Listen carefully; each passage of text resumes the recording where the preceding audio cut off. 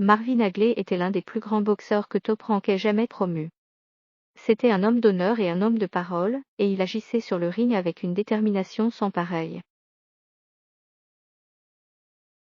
C'était un véritable sportif et un véritable homme.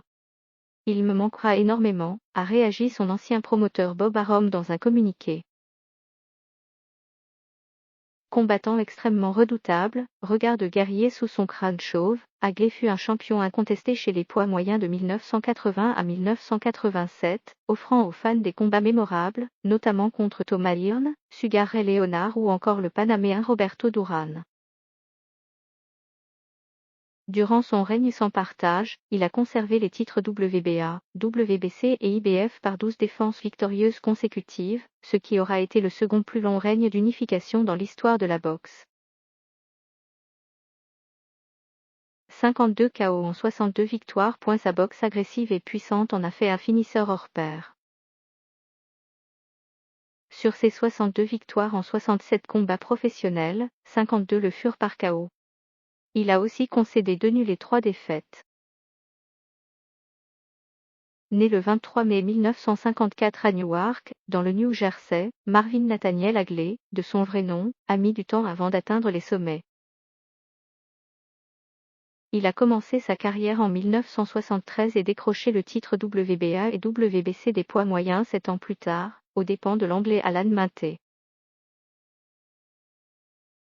Si l'on devait retenir 3 de ces combats, le premier serait sans hésitation, sans respecter l'ordre chronologique, celui qui l'opposa à Hearn le 15 avril 1985 au Caesars Palace de Las Vegas.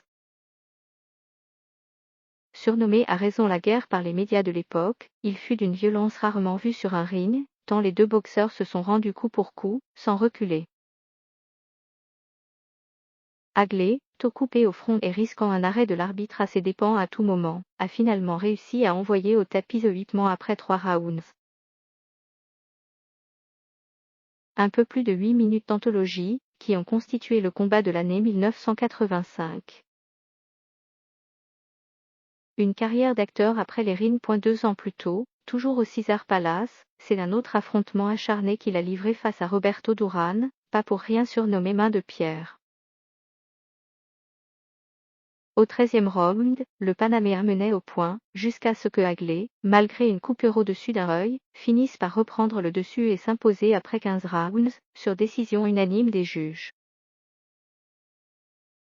Enfin, sa dernière bataille fut celle de 1987 qui lui coûta ses titres contre Leonard, tout juste sorti de sa retraite après une opération à un œil qui, contrairement aux anciennes victimes de Marvlou, a réussi à éviter ses coups tout au long des 12 reprises.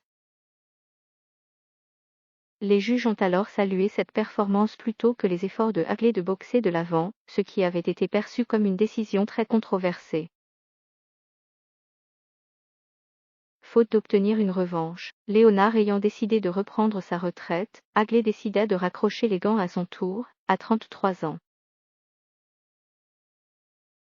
Intronisé au Hall of Fame, temple de la renommée, de la boxe en 1993, celui qui un jour avait prévenu, si on m'ouvre le crâne chauve, on trouvera un gros gant de boxe, a ensuite tenté une carrière dans le cinéma, avec des rôles bien moins marquants dans des séries B voire Z, comme Virtual Weapon aux côtés de Terence Hill, ex-star de Western Spaghetti.